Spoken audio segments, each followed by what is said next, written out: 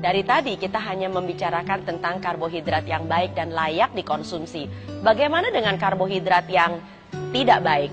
Sebetulnya istilah tidak baik itu masih terlalu kejam memang. Tetapi salah-salah kita sendiri yang masih mengkonsumsinya setiap hari.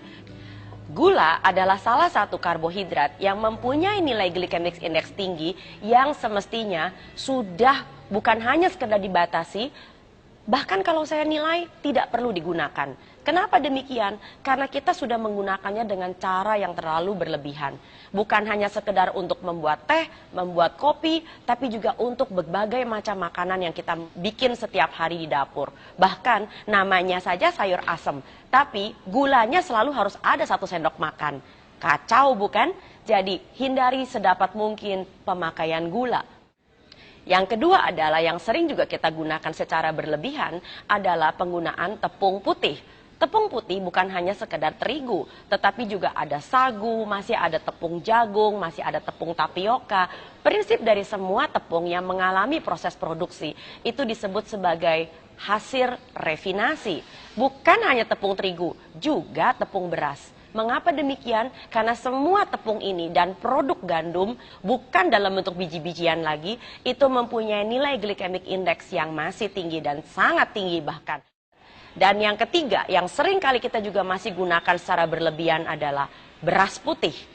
Beras putih mempunyai nilai glycemic index yang sangat bervariasi dari satu negara ke negara yang lain. Bahkan beras yang pulen, wangi, kristal itu adalah beras yang sudah melalui begitu banyak proses produksi, di mana bukan hanya sekedar kulit arinya sudah hilang, tetapi juga lembaganya sudah diambil untuk menghindari pembusukan yang terlalu cepat, bahkan sudah diberi pengharum, diberi pemutih bahkan. Sedemikian rupa sehingga beras kita sudah jauh dari bentuk aslinya yang semula. Apabila Anda betul-betul masih menginginkan adanya beras, makanlah beras pecah kulit. Tidak hanya beras merah, tapi disebut sebagai beras pecah kulit. Beras pecah kulit itu adalah beras yang masih menggunakan proses penumbukan yang secara alami yang masih ada di kampung-kampung. Bukan melalui proses penggilingan dan proses refinasi. Dan yang keempat yang masih seringkali juga pakai secara berlebihan adalah penggunaan berlebihan umbi-umbian. Umbi-umbian di dalam kasus tertentu mempunyai nilai glycemic index yang tinggi, terutama apabila digunakan dengan cara-cara yang tidak benar. Misalnya, banyak orang diabetes memilih makan kentang rebus. Padahal kentang kalau direbus, nilai glycemic index-nya semakin meningkat. Apalagi orang Indonesia, kentangnya rebus, lalu kemudian kulitnya dibuang. Nah, justru kentang yang masih ada kulitnya, itu masih membantu agar nilai glycemic index-nya tidak terlalu tinggi. Dari tadi kita juga bicara soal nilai glycemic index tinggi yang mengganggu kesehatan manusia. Memang ada apa sih dengan nilai glycemic index yang tinggi? Makanan-makanan yang begitu mudah dicerna menjadi gula akan mengakibatkan gula darah Anda dan saya meledak dalam waktu yang sangat singkat, bahkan seringkali kurang dari 2 jam. Yang terjadi adalah badan kita mengeluarkan yang disebut sebagai hormon insulin. Hormon insulin mempunyai pekerjaan tekan gulanya, lalu kemudian di stok, disimpan. Nah, simpanan gula itu seringkali disimpan dalam bentuk yang disebut sebagai glikogen, entah itu di otot atau di dalam hati. Tapi jangan lupa, deposit di dalam otot dengan hati itu sangat kecil sekali. Jadi larinya kemana? Jaringan lemak lah ya. Nah, yang terjadi adalah kalau lemak Anda semakin lama semakin banyak. Jadi pekerjaan insulin adalah tekan gulanya, simpan jadi lemak. Tekan gulanya, simpan jadi lemak.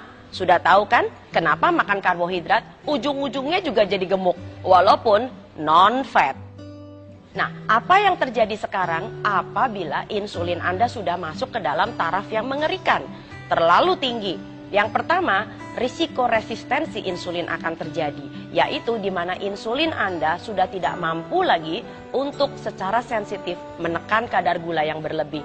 Inilah awal kenapa seseorang mampu atau bisa menjadi penderita diabetes atau kencing manis tipe 2. Setiap kali terjadi peledakan insulin, maka diam-diam badan kita juga akan melakukan beberapa reaksi hormonal sesudahnya yang disebut dengan penyempitan pembuluh darah dengan segala macam akibatnya, termasuk rasa kesemutan, pertanda bahwa tidak efisiennya, tidak sufficientnya aliran darah sampai dengan ke ujung-ujung jari Anda. Lalu penyempitan pembuluh darah bisa juga terjadi bukan hanya di ujung jari, tapi di seluruh pembuluh darah besar Anda. Itu saatnya ketika hipertensi sudah mulai di depan mata. Apabila pembuluh darah Anda sudah mulai menyempit, bukan hanya sekedar di pembuluh darah sepanjang badan, tapi juga sampai dengan pembuluh darah otak, maka segala macam risiko akan mulai muncul. Dari stroke sampai pikun, sampai dengan pembicaraan yang kadang-kadang barangkali suka hilang atau melompat-lompat. Nah, yang lebih parah lagi kalau penyempitan pembuluh darah Anda terjadi di pembuluh darah jantung. Wah, itu udah gak ada ceritanya lagi. Risiko jantung koroner sudah di depan mata juga. Jadi nomor 1, penyempitan pembuluh darah. Yang kedua adalah apabila terjadi pengentalan darah. Dan yang ketiga adalah terjadinya penurunan daya tahan kekebalan tubuh. Daya tahan tubuh yang seringkali kita diserang oleh masalah seperti ini adalah tentang fokus. Jadi, hati-hati dengan karbohidrat Anda. Jangan sampai Anda salah pilih.